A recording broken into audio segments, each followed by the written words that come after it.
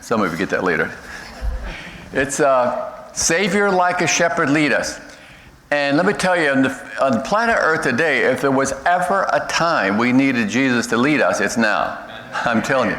We've been all over the world. I've been in 32 countries in my life. I'm telling you, right now is when we need Jesus' guidance more than ever. Okay.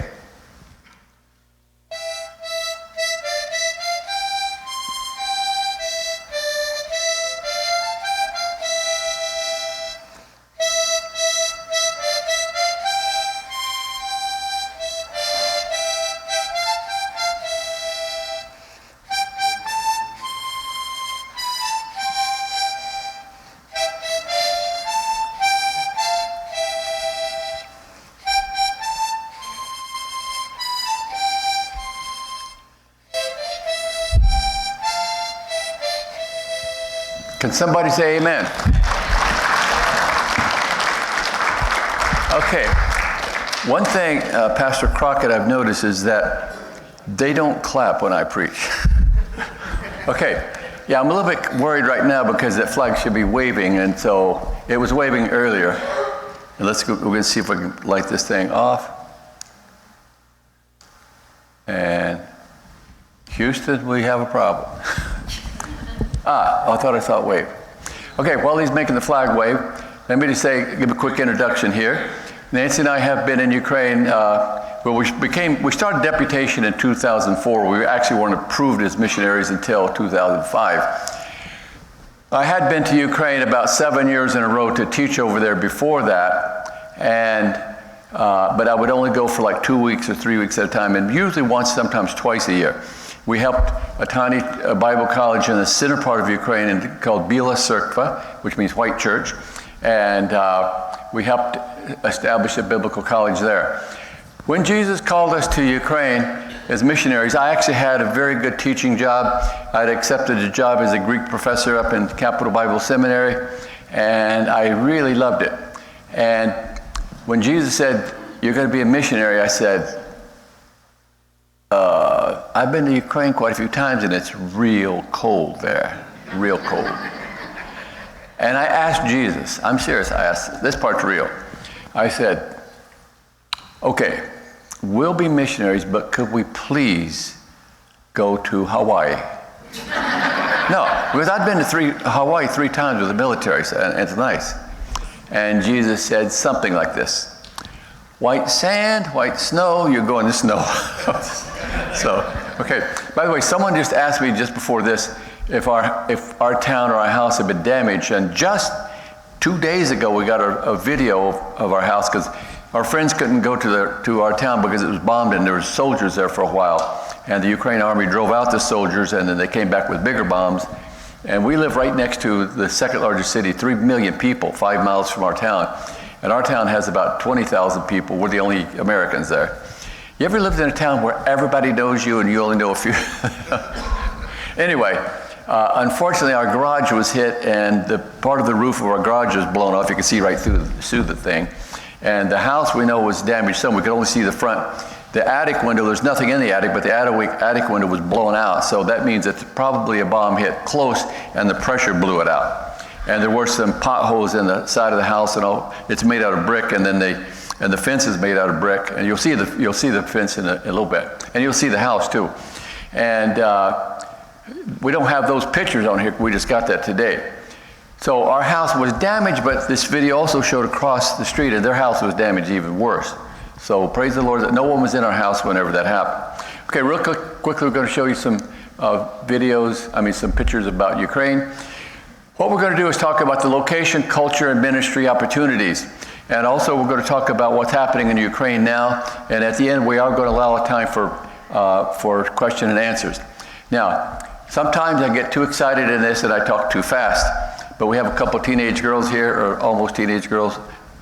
They may be over teenage girls already. But they're going to be my guards right there. If I talk too fast, you two tell me, okay? So they're going to warn me, which means they got to pay attention. I'm going to ask you a question in Russian later. Okay, so real quickly we're going to talk about this. Now the first thing I want to talk about is the location. That's very important because if you notice where Ukraine is, everything to the west, to the left, is what we call Europe. And where Ukraine is, basically up and down like this, is what we call Eastern Europe. And that's important because if you see all those nations on the left, Romania, Slovakia,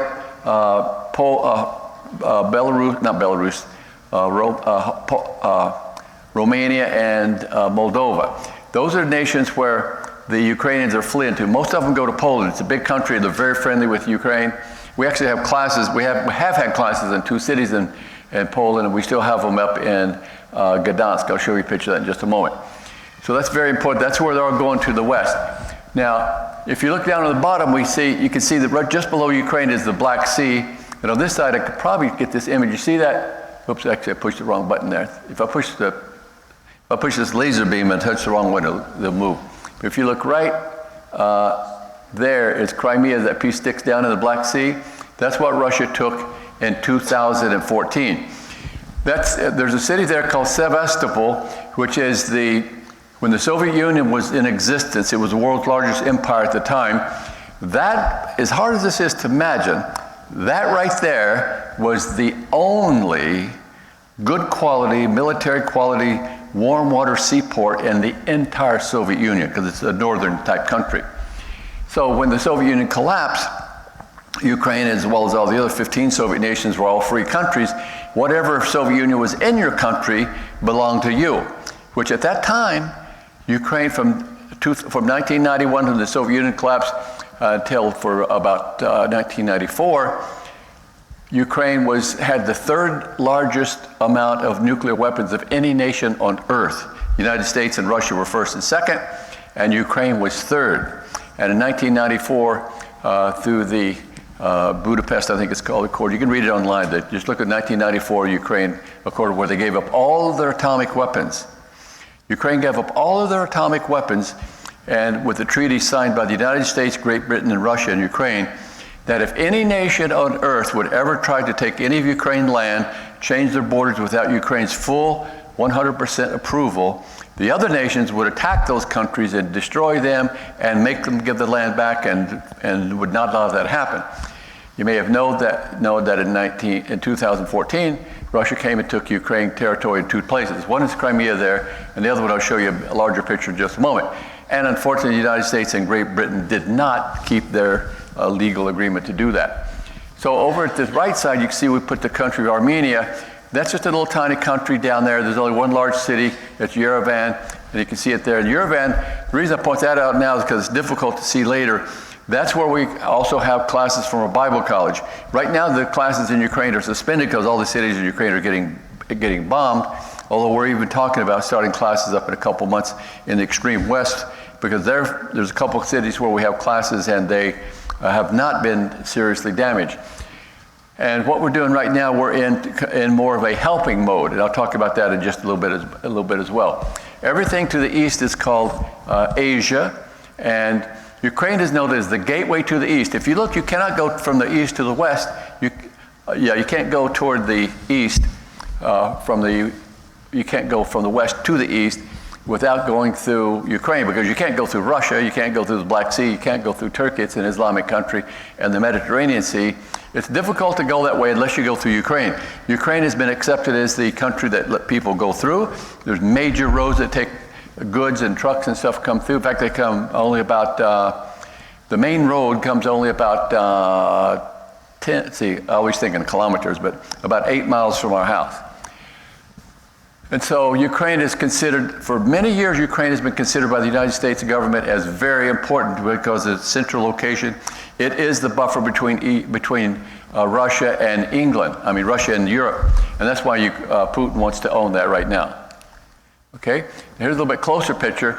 If you look, you can see, like just now they started bombing Odessa down in the Black Sea there. You can see the big city of Odessa. That's the #1 major seaport for Ukraine for bringing in goods and sending out goods. They also use Mariupol, which they've been bombing for a lot, over on the right-hand side.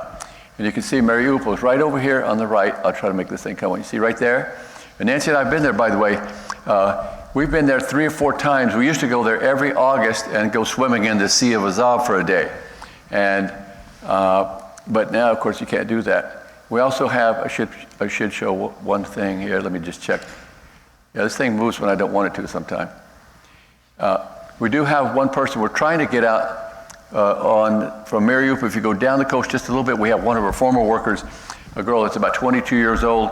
We're trying to get her out there, but this area is really being targeted by the Russians. And if you watch the news at all, you know that Mariupol is the most destroyed city in Ukraine right now.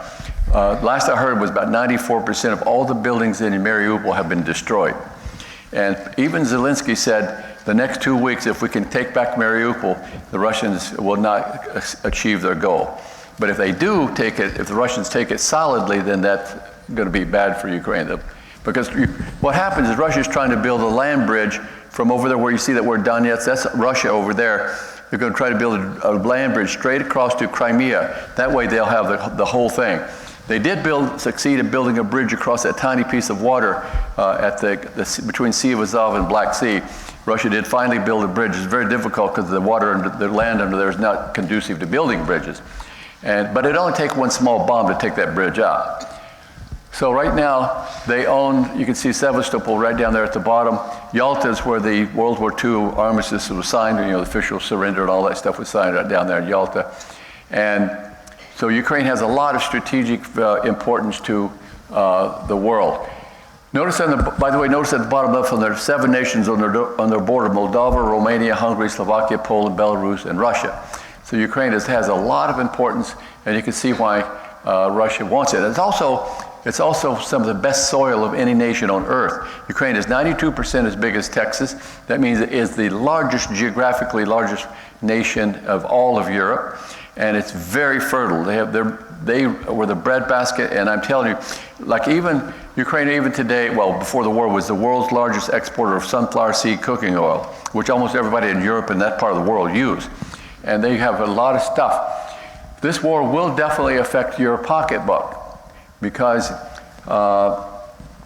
you probably know this from the news, but if you look at Russia and Ukraine, 1/3 of all the wheat grown on our planet comes from those two countries. And if Ukraine doesn't get their seeds in the ground in a month or so, they're not going to have a wheat crop. And Russia's having some problems too. People all over Russia right now are starting to complain why there's no food in the grocery stores. Because 1/4 of the people in Russia don't even know there's a war. Because their news is not like our news. You don't publish anything bad, or the next day, like that lady that held the sign up, the next day they found her dead body in a suitcase. So it's a little bit different than what we think. Kyiv is the capital city, 5 million people. We call it the political and financial capital. And Kharkiv, I'll show you in just a minute, is our city. It's more the education capital. Everybody in the United States before the war knew a little bit about Ukraine, but the main thing they knew is Chernobyl was the site of the world's worst nuclear accident in 1986. Although I've been showing this slide at some churches, and they said, we knew that, but we didn't know it was in Ukraine. And of course, it was in Ukraine, but that was in Soviet times and not in the Ukraine times. Kharkiv is the largest city in Ukraine, or second largest city. It was the capital at one time, and it's 3 million people, and we live just north of there. We only live 20 miles from Russia, from Russia's. And every year, by the way, they would have 80,000 to 100,000 troops just over the border. Less than half an hour from us. They do it every year. And also over in Belarus, they'd have these war games they do up there. They did it every year, and so when they did it this year, everybody was getting alarmed a little bit around the world, but we weren't alarmed at all because Putin knew what he was doing. He did that every year knowing that he was one time going to expand it. So it didn't bother us because we see it every time. I mean, it's close to us. We've been there to the border and see this massive amount of people. But this time he started spreading the troops around Ukraine, and so we knew something serious was up. And sure, that's what he did invade. And from Richmond, it's 6,000 miles. The reason we measure exactly, because when you see these slides, some of you are going to say, sign me up. Probably these two girls right here. Okay, the culture is a little bit different. I'll just go through some of this stuff real quickly. And like, for example, how would you like to go out and see a pickup truck in your front yard and the bed is on the front?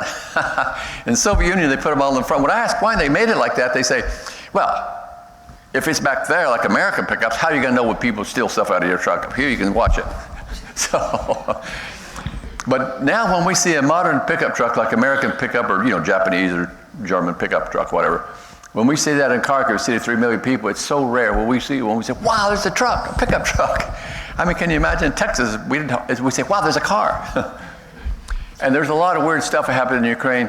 Church weddings, oh, I hate church weddings. Baptist weddings go 10 hours. And here's the reason why. In Ukraine, if it's a Baptist wedding, every Baptist pastor hears about it is allowed to come. And if any Baptist preacher is there, he's allowed to preach. Oh, it is horrible, horrible. I'm not going to go into that. I get sick every time I think about going to the wedding.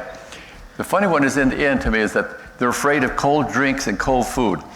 We had this guy, Pavel Shepetko, son of one of our deacons in one of our churches. We've known this whole family. It's a big family. We've known him for 15 years. And almost all of them will work for us at one time or another. Even if they just need a job pulling weeds, we'll give them a little bit of bucks and let them do that. And Pavel was doing some work at our house, and it was a hot August day, and we were having cold watermelon. It was so good. Oh, on a hot day when you get cold watermelon, it is like heaven on earth. And what did Pavel do? He puts his in the microwave. And I said, Pavel, what are you doing? And he says, oh, if I eat it cold, I'll be sick and all this stuff. And what happened in Soviet Union times, they figured out that heating, if you make ice, for about a year for a family, it costs a penny. So they said, why don't waste all the money? So they officially put it all in medical books that it makes you sick if you eat ice or get cold. And so to this day, it's hard to convince them of this stuff. So it's a little different from what we are. This is actually our house. Now you see that top window up there, that is blown completely out now. The curtains are blown off and we never used the top. We did have to put new windows. You can see the bottom has new German wave windows because the first winter there, we almost froze to death. I mean, you talk about cold. Those were old Soviet-made windows with metal frames and the wind would just rattle them. And even with duct tape, we couldn't stop the wind. It was so cold. When it would get down to 0 Fahrenheit, and if I get some mixed up because I don't think in Fahrenheit anymore, unfortunately, but when it get to 0, which is cold, I would turn our heater up at night to 80 degrees, and it could not get above 58. It would dry. And we would just put more clothes, more stuff, more blankets on. In fact, this church, the ladies gave us an electric blanket. We took it over, bought a transformer, plugged in, and goes boom. As soon as we plugged in the transformers, the controls blew up, so we threw the wires away and still use that. Ukrainians look at that thing and say, what kind of a blanket is that? And they said, that's where you plug electricity. And they said, what? You put electricity in your blanket? Doesn't that kill you? It's a lot of weird stuff over there. Anyway, and I noticed that there's an iron gate on the fence. Every house in every town and village in Ukraine has a fence because people would steal so much stuff from you. Theft is one of the things they do. It's interesting, there's no violent crime in the Ukraine. Like here, you see all the time people come up and punch someone and try to steal them or rob them or just hate them. There, since no one has money, it's so if you punch them and if you do violent crime against them, the police look very bad about that. And they have police brutality laws, which means the police are allowed to be brutal. The courts always rule in favor of the police, and actually there is a good thing. But the bad news is that they do steal stuff if they get a chance because they're poor. They will cheat you when you trade money or whatever if you let them do that. And notice also the iron gate. The first 8 years we were there, we had to write, every month we had to get the chalk and take our gas and electric meters and write it on the gate and chalk what your numbers are. And then the gal would come by on her bicycle and write it down. And the next day she'd come give you a paper and say, pay that, and you pay it. But now for 8 years we've had online, and when it works, it works. Not very often, but it works. And admin, there's no such thing as the end of this. It's never over. And real men do dishes. Sometimes my wife sneaks in a slide. Actually, when I work on the car over there, you get grease. That's the only way to get your hands clean is wash the dishes. And this is Tanya, our full-time worker. This is actually in the country of Armenia in October. We're teaching a class there, and we're visiting some ruins. And Tanya's got a master's of arts in logistics. And what I found out when we do something, she says, I have a better way to do that. And she's usually right. So I have to learn I'm not the smartest one in town now. But she's a very, very strong believer. But she asked everybody to pray for her mom because her dad is a believer, but her mom is not a believer. We're trying right now, probably will happen this week. We're trying to get her into England. And this is inside our house on a cold day. They didn't have insulated their houses. In Soviet Union times, gas was so cheap they didn't even insulate houses. They did make them bulletproof that could have 2 layers of bricks, but no insulation. And the water's not safe to drink, so sometimes we take 30-something jugs, even 50 if we have a lot of company. and we have to fill them up in a stream. Water comes out the side of a hill, the pipe. The government tested the water out there in the hills was okay. And we have grass. None of our neighbors have grass. We're the only people that have a gazona casilka benzine, which means a gasoline-powered lawnmower. And we mow our grass. When we first moved there, we noticed that the neighbors that didn't like us, they would just say, who's this rich Americans next to us? In our town, that's never happened before. And we find out why they don't like us. And so we befriended one neighbor, and he says, look, Ron, if you put in a garden, it's over. You're their friend forever. They'll see that you're one of them. So we put in a garden. They come over and says, you dumb Americans don't know how to do a garden. Hey, they know how to garden. You see those gardens? They make gardens to stay alive. They do not make enough groceries to live. So they have jobs, but they have to have a garden. On either side of us, every square inch is a garden. There's no such thing as grass. We have this. In fact, they had never seen a gasoline-powered lawnmower before. We have this old Briggs & Stratton one. You can buy them, but no one buys them. We bought one, of course. These girls, 10, 12-year-old girls, and even girls these age will come over and say, can I do that thing one time and you take my picture and put it on Facebook? And I said, okay, I will. Take a picture and figure out how to put it on whatever so she can see it. And after about 10 times, I said, tell all your friends they can come over and do this machine. And so, but I said, when they come, I'd say, now you have to do this for 10 minutes, maybe 15, because that way you get the American cultural feel. You know how it's like. And I just sat back and drink the lemonade on the couch, and we know how to mow our own grass. Some areas I am smart in. And also, we don't get enough rain to water the garden as much as we need. We have 2 wells, but if we use them too much, they'll go dry, so then you have to wait 12 hours before you get any water. So we fill up these, when it rains, we fill up these buckets. And also we eat outside. We eat outside about 5 months a year, every single meal. We don't eat any meals inside because it's a peaceful place, and our city is such a bustle and hustle and loud noise. And it's like when you're downtown DC, the only thing you want to do is get out of downtown. And so here we have a peaceful place, and it's convenient. You have to make a few trips inside, but it actually is all right. And there's some of our dances, good food. In Soviet Union days, by the way, think of this. It was against the law in our part of the country to have shade trees. You only have what they had, food trees.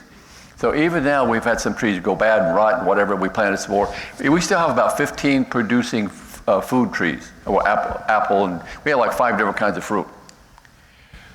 And when the electric wire or your what do you call it, the internet wire breaks, you call a company and they say, hey, the wire broken. They'll come down and fix it. They have a truck come up. They come up there and tie a knot at it and it's fixed. That's only 200 yards from us. 200 yards from us.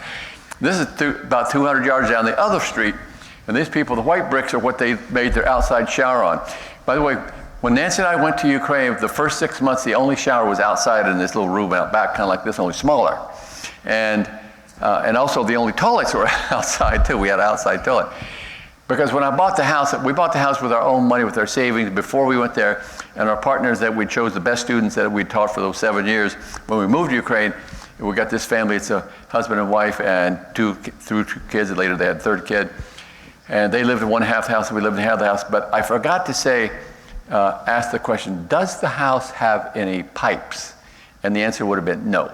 So that means there's no water in our house except for water that goes around to heat the heating, the radiators. And that only is because they bring it in and dump it in a big bucket. So I knew how cold it gets in Ukraine, so I said immediately we have to put 2 septic tanks in and 2 wells in. We had 1 well, but only to dip. You had to crank it. And they would go wash the dishes, whatever they did, and they had to have a bucket there underneath the sink to take it out and throw it out in the yard and then go out and crank some more for the next bucket of water. And so I said, Nancy and I are pretty tough, but just in case anybody from Richmond wants to come, we need to make it easy for them.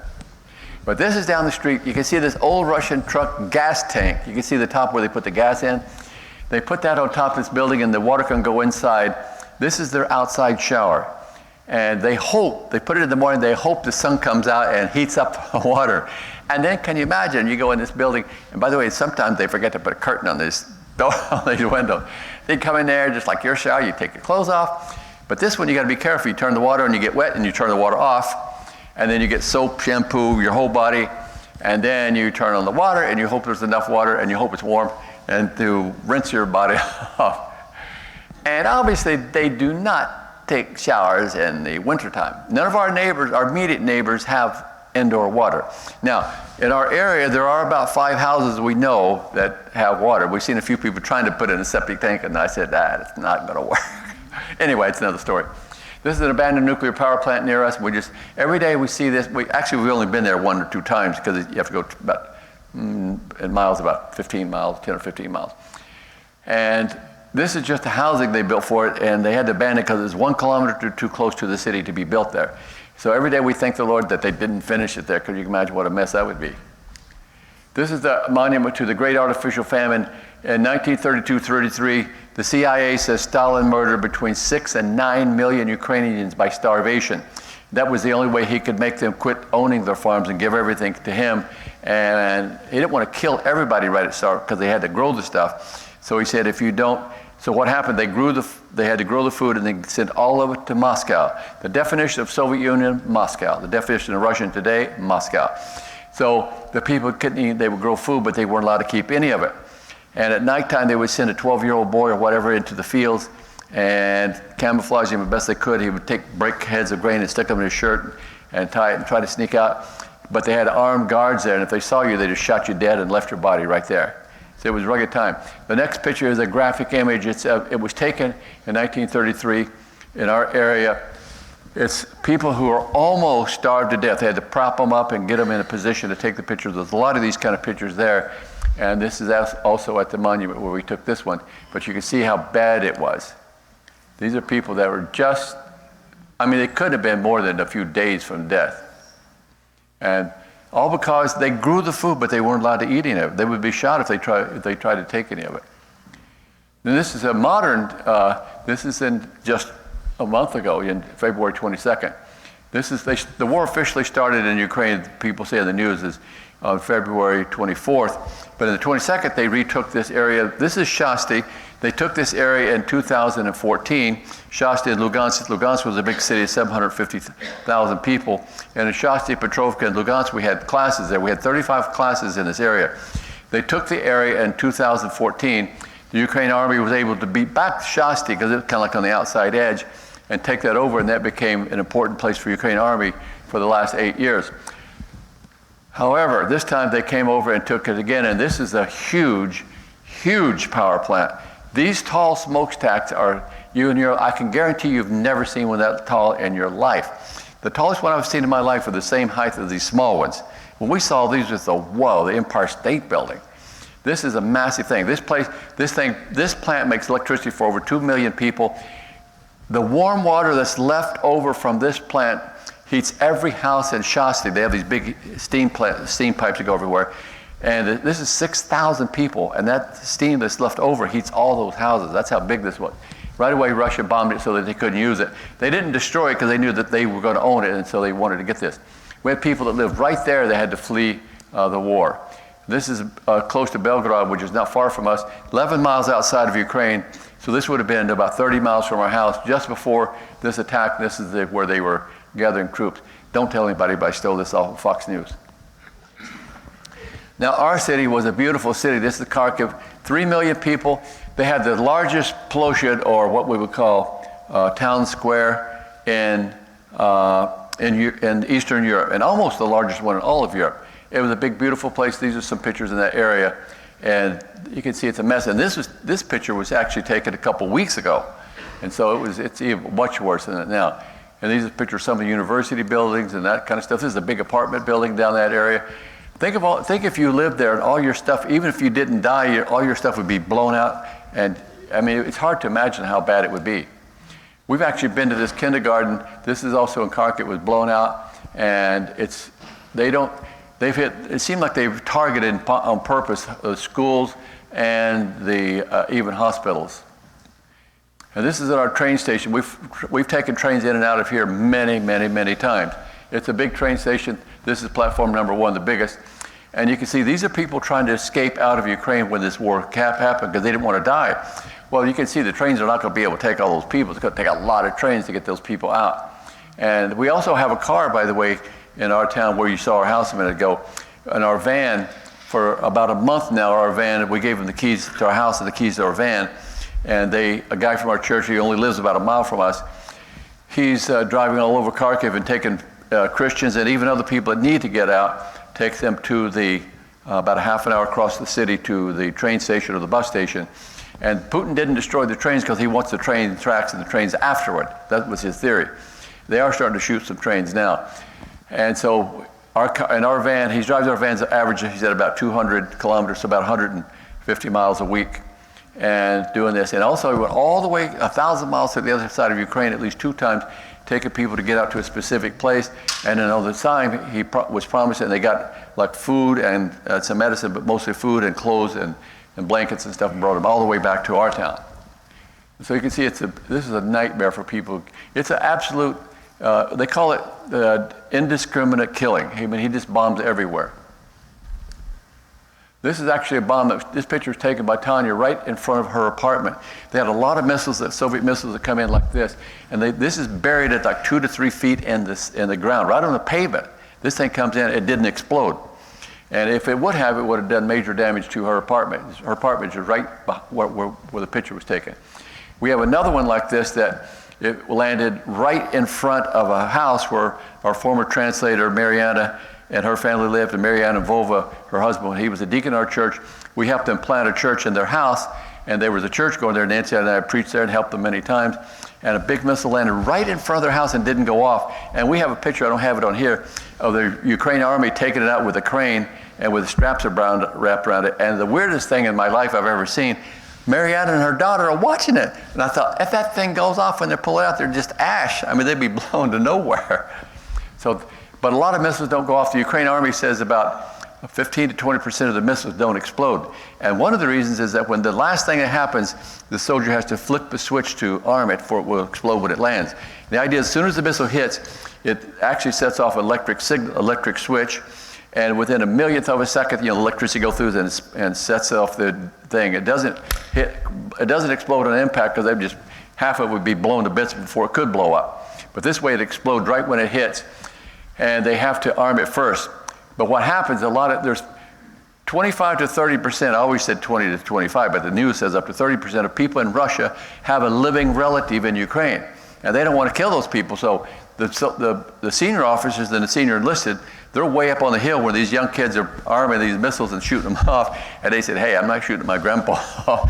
And they put it off, and of course back there, those guys aren't going to come up there because if there's incoming missiles shooting at the missile launchers, that's where they're going to hit. And so the people who are in charge, they're up there on the hill, they're not going to get close to this stuff. All they can see is they're shooting stuff, and they don't care where it lands or what happens to it. This is a letter from a lady that a grandma that we've taught in Bible college and also at the church. We preach in her church. And this is a letter that a missionary friend, one of the guys that teaches for us, he has a Bible college over there, and he teaches for us, and we teach for him.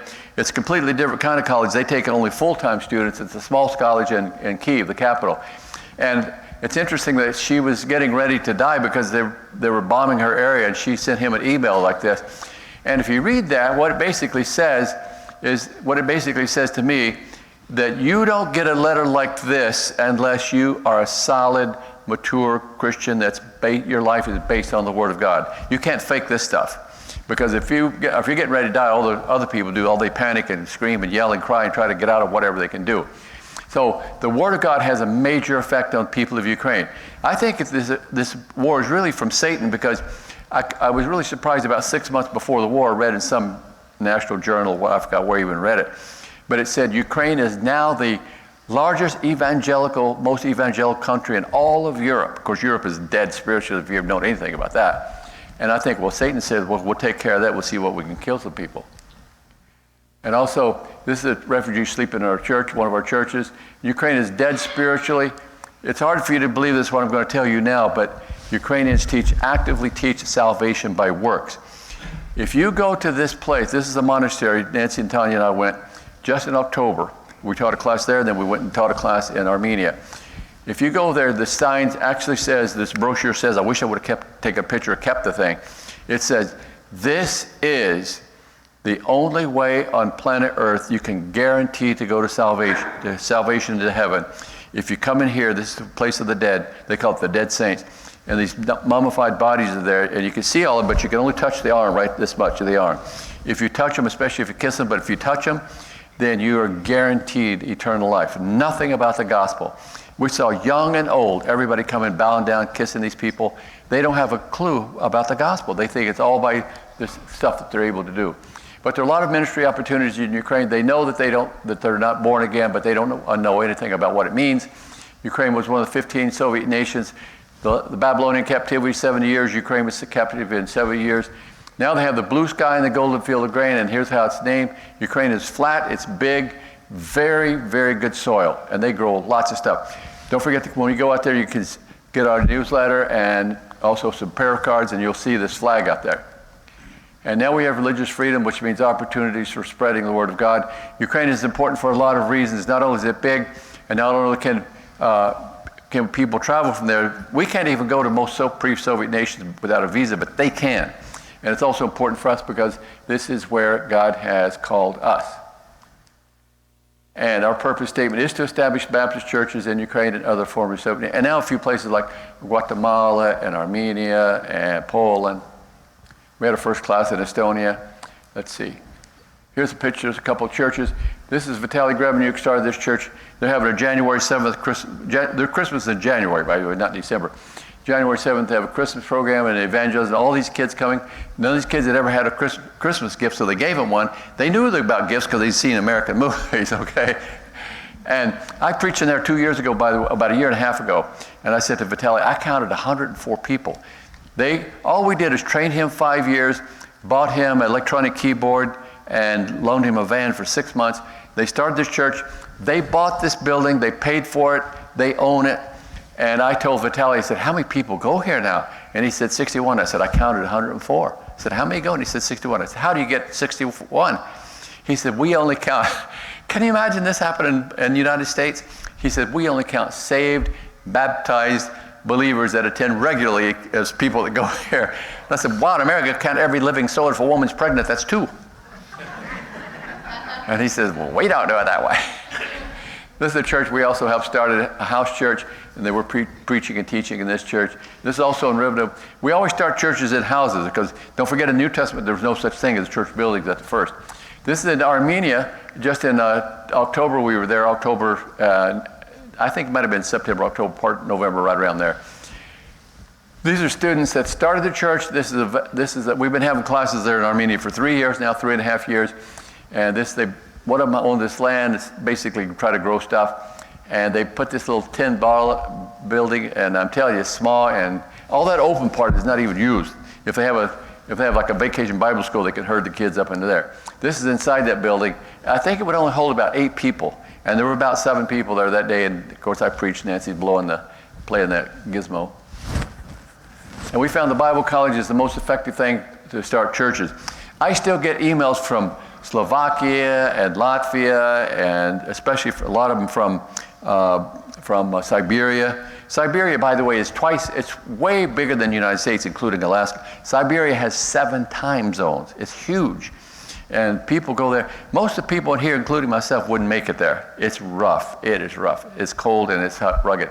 We get emails that say, you remember me? I took classes 7 years ago. And I want them to go for 4 years. They go 1 year, maybe 2, and quit and take off and start a church. So, and usually I say, yeah, I remember you, and then I ask the Lord to confess my sins. So we have a lot of other ministries. Real quick, I'll show you just a couple pictures of these. This is Washington, D.C., where I taught this guy. He was in my Greek class, the black guy. He's pastor of a church there, Village Community Church. And listen, it's interesting thing is, most black churches in D.C. are very liberal, theologically liberal. I don't know if you knew that, they are. But his is very conservative. They supported us. They've been to Ukraine to help us. He always says, Ron Minton taught us how to do missions, because they don't know anything about missions up there in D.C., I'm telling you that for sure. And some of these kids in our church had never seen a black person, and it was a very interesting experience for them.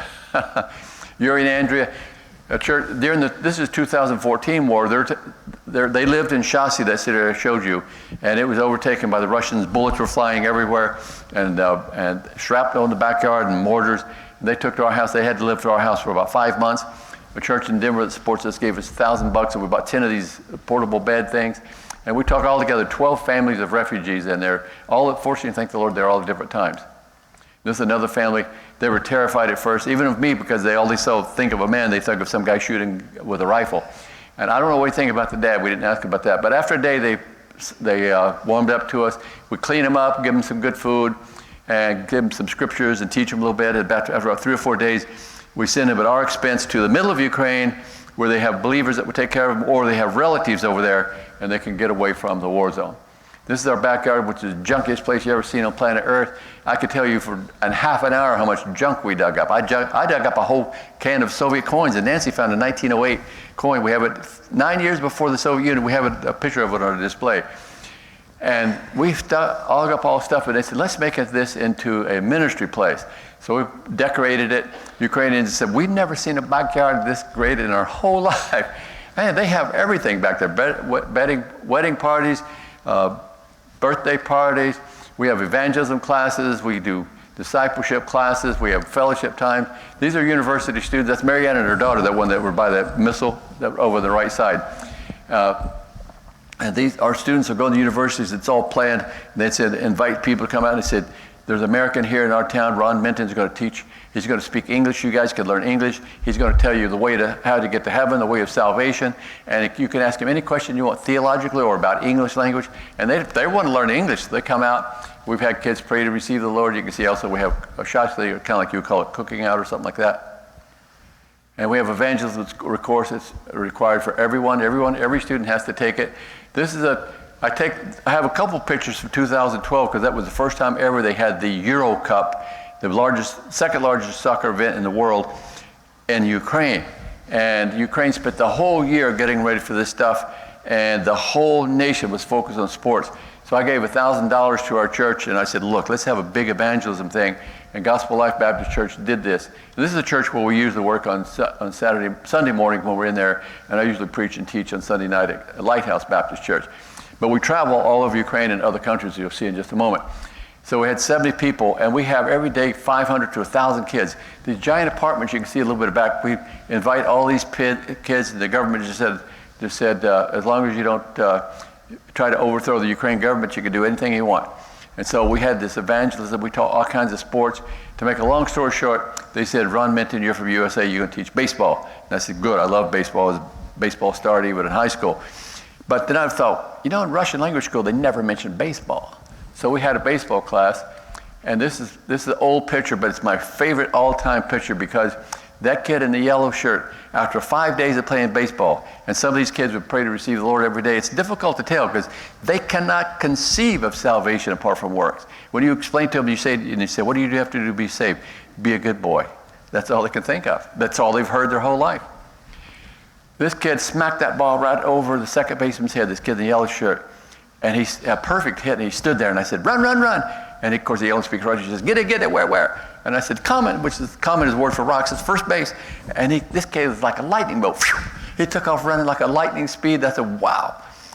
But I forgot to say, not level, which means turn left. He kept right on running, going out to right field, and kept on going. And I told everybody, yell for him to come back quickly. We yelled. We never saw the kid again. We never saw the kid. And I told the pastor, I said, I'm kind of worried that kid's gone. I mean, the thing was, 5 days, it's over in an hour. And the pastor said, Ron, you see those buildings? That kid, he's lived his whole life there. He said, if you live the rest of your life there, he would know way more than you do how to get home. So he's home, don't worry. So I said, thank the Lord he's home. This is where we have food out instead. There happened to be 3 missionary couples that day. And I told them, well, take a picture. And Nancy said, let me shut my eyes first. And there she is. Now, actually, it's what we call it. We have a drug and alcohol rehab thing at our church we work with. And we bring the kids out to do work, and we teach them for 2 hours Bible study. What we found out, these hungry, mean, alcoholic kids, young guys, they can eat a whole chicken. I mean, we have to pay for the chickens. I never seen anybody could eat as much as those. There's a couple girls down the street from us that Nancy taught for a year or 2 years, whatever it was. We have an English club. We don't have classes in the summer, so we have these English club, evangelistic English club, and we have 60 or 80 kids come every summer, about average every day, 30 or 29, 30, whatever it is. And we have Americans come over. We advertise your daughter or your son will be taught English by an American. And you cannot buy that in Ukraine because they can't afford it. But they say, the kids come and they love it. They think they're at camp. It's just in our backyard. They say, oh, it's summer camp. So it's quite a good time. You can see we have a big apple tree, and it gets hot in July, and so we meet under this giant apple tree. You can see the shade there. And we have some playtime. Their favorite thing is launching water balloons. They never heard that in their life, water balloons. You can see it's their favorite thing. Uliana, that little girl, with 3 years, she never missed a day, and it's 10 weeks long. Can you imagine? Never missed a single day. Now we give the better students, if they study hard and come to a lot where they give them, we only got these last year. We gave them a brand new Bible in Russian on one side, English on the other side. And you can see behind us, the greenhouse, that's where we teach the better students, and then we're teaching those people back there. And then we use all kinds of methods to teach them. We started showing movies in our house, in our garage, cleaned it out, which was not easy. We have a big double sheet hanging on the wall, and then we'd show Christian movies with a projector in there. And they had never seen such a big screen, and they of course we have popcorn, so they come, and it's easy to fill the place up. By the way, unfortunately, where that screen is, that top of it, for about 2 or 3 meters, 4 or 5, whatever it is, yards. That half, the roof was blown off, and you can see right through the roof. So we're going to have to get that fixed, but that part of our house was damaged. Also, we have a big bonfire for the kids. We have our pastor always preaches, because he's better at preaching, way better than the language and stuff than I am. This is a girl this is where they took this city, but this is a 7-year-old picture. We haven't seen her since then, but she prayed to receive the Lord. We gave her a Bible. She had never seen a Bible in her life, and she's reading the Gospel of Luke in Russian language. We started the Bible college, and we go to different cities. We teach the leaders, and we teach them how to start churches. And even in the summer, if the kids want to learn, if the college-age students want to learn, they say, let's go down to the lake. And I said, you will go and we'll even provide the food if we can teach some Bible classes, and they do. This is in Armenia. By the way, it's Mount Ararat in the back where the Bible says that Noah's Ark landed. We don't know for sure if this is the location, but it's tradition it is. And there's a good chance it's not. And I taught Theology 1 there. These are the same people taught that had that house church with a metal barn that we told you about. That's the same group. This is a class in Poland. Lysychansk in Ukraine, where this was in a war zone. My first class there, I could hear this boom, boom going off in the background. And our first graduates, this is Lysychansk. We built all this stuff there. We put our class there. We moved there. 10 days later, we went to teach the class. The war started. We have not been back there in 8 years. And finally, the red is where we have regular classes in Ukraine. The yellow are where we have just 1 or 2 classes. And this is one of my favorite pictures to show the growth. Even in 2 COVID years, we had record growth. This is the number of classes that we have per year. And that's what I really measure how many people. 2,305 people have actually had a class. And finally, we are in the United States doing these pictures, teaching about Ukraine and talking about the war. We have lost $800 in the COVID season, but thanks to the wonderful grace of Jesus, we already got $475 of that stuff back. Now, we only have 15 seconds left. Okay, 1 minute left. He said we could have 2 minutes. Okay, so he said we're okay. Anybody have any questions or commentary? Sorry that I went so fast and maybe didn't cover some areas like you wanted. What kind of government resistance have you faced? Okay, we have. It seems like you do a lot of different things, and yes. I haven't heard you mention anything about, local government impeding you in any way. Or yes, we have had opposition from the Pravoslavic, which is the Russian Orthodox Church, but not from the government. Ukraine, when they became independent in 1991, they based their constitution, a lot of it, on the United States. Parts of it, they got some advice. A lot of it's different, but I have read the whole thing, and I read some of it in Russia, but it's too difficult. But I have read it in English, and they have absolute guarantee of freedom of religion, more than you have here. Here, if you preach certain words, they could come and say this is hate crime because you said that people are going to hell, or Jews are going to hell, or whatever. There in Ukraine, we have religious freedoms to preach what we want. The only thing is we cannot preach to overthrow the government. So we're not interested in Christians are supposed to obey the government according to the Romans chapter 13 anyway. Mm-hmm. So we have no opposition from the government. Yes? Oh, yeah. If you scratch, I call on you. You're scratching. This won't go. Yes?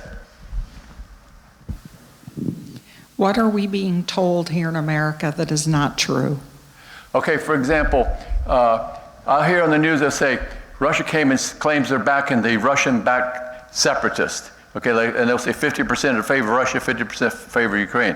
But Nancy and I lived in that country. We thought, in that part of Ukraine, and the Lugansk, that city where they first attacked to so-called liberate. We lived there. We taught 35 classes there. We'd been there for years. And all the time, there's 2 McDonald's there. You never find that in a Russian-backed area, by the way. All that time, we never met a single person who favored Russia more than Ukraine. And that's right, not close, that's on the Russian border. I mean, it's like on, the only thing that separates Russia is the barbed wire fence with the tanks when they attack, just smash it right down, they ran right over it. That's one particular thing. Another particular thing is that the Nazis, Putin always says that he's against the Nazis. It's true that some American media have exposed that, like for example, at least National Public Radio, which is a super liberal group, at least they had interviewed some researchers who are knowledgeable about history and about religious history that proved that what Putin is saying is not true.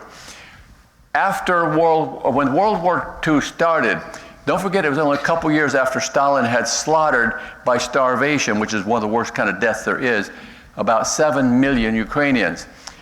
And everybody in Ukraine had relatives that died from that. And when Hitler came over, of course he didn't come, but when he sent his armies, they defeated Poland, and then the first real major Soviet Union nation was Ukraine is next. They came right into Ukraine. Hitler might have been a wicked guy, but he's just like Putin, but they're both wicked guys. And Stalin, they're all three equal wicked, but Putin's the only one that doesn't have a mustache. But he kills as many, if he could. The only difference is this. When they're all smart, when they came, they said, we're here to kill Stalin and the Russians that killed all your relatives, that slaughtered your relatives. Hey, if I'd had relatives slaughtered there, I would have said, I'm on your team right now. And so they told them, they said, okay, we're going to tell you where, they said, tell us where the Russian army camps are. They told them, because no one had satellites in those days. They told them they'd go at 3 a.m. in the morning and surround them and slaughter the 4,000 Russians, would be slaughtered just like that. Stalin got word in Russia about it, and he said, it's not true because Hitler and I are partners. We've signed an agreement of friendship. Of course, you always sign that when you get ready to kill someone. So, were the Nazis? Yes, they were favored Ukraine. I mean, a lot of Ukrainians in that part of the world they didn't join, but they favored him and helped him.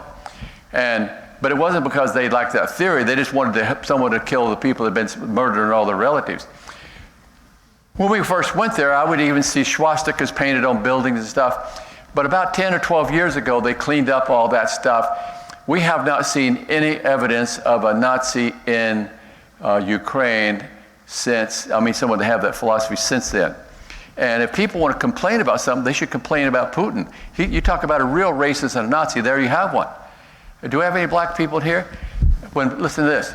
When Obama became president, everybody in Europe knows this, it's true, and in fact, I'm sure you can find it even on the internet. First thing Obama said is, who's that monkey they got running the United States now?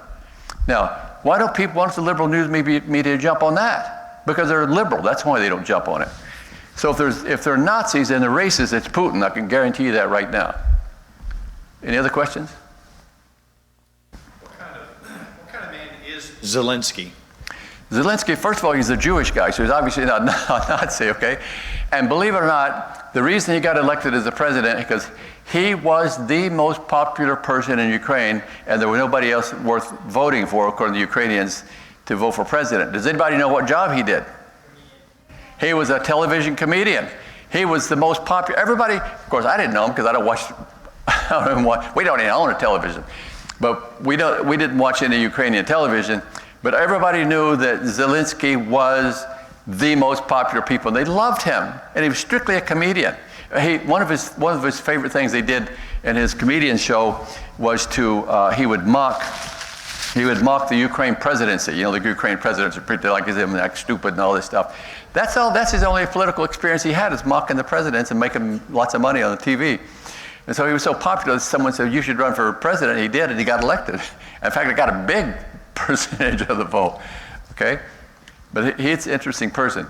And it's interesting, too, he actually has proven, leaders all over the world, even especially political leaders and military leaders, have said, this guy has shown more leadership than most European and American type countries in the world. I mean, we're talking serious leadership. He's willing to die for his country. And we don't get political, but unfortunately, our president of the United States, we elected someone that was so old, he doesn't know the difference between life and death anyway, so. But I don't get political. If I got political, I'd say some bad stuff. You know, Why do they, oh gosh, what does a person have to do wrong to be starved to death? What does a person have to do wrong to be starved to death? Okay, why did they starve the people? Because they were growing crops for the Soviet Union, but they owned the land. They owned their land. And at this early stage, they didn't want to just go slaughter everybody because they needed people alive. And so they kept forcing them. And so Stalin said, all the land in all of Ukraine, all the farmland will be collective farms owned by the government. And these people didn't want to give up their own land. And so he said, if you don't do it, we'll kill you.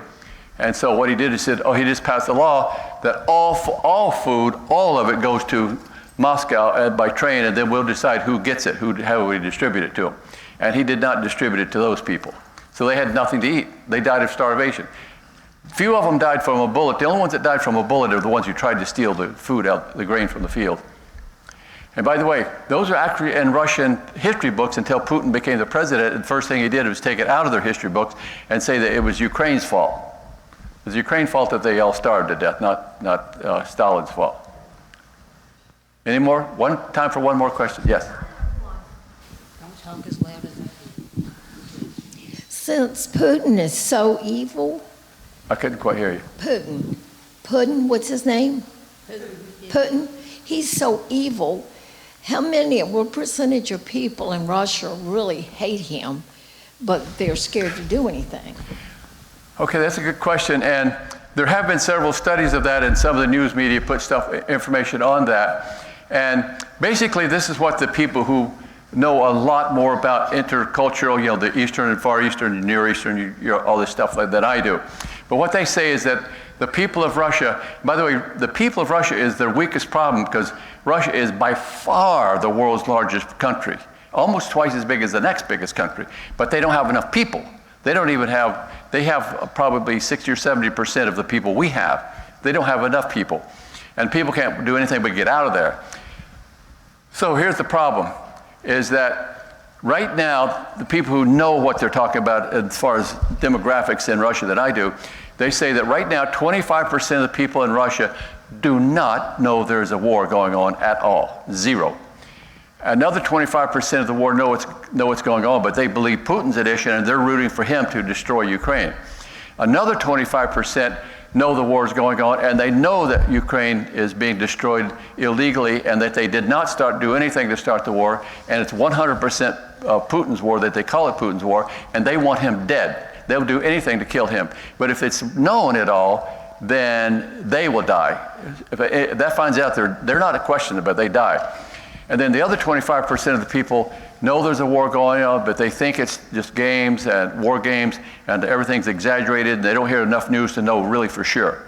So basically, I'd say at least 1/4 of the people in Russia right now would kill Putin if they had a chance. I mean, right now they would.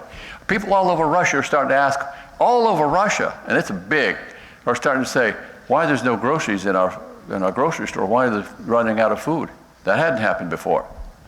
So that's, yeah, he is not a nice person.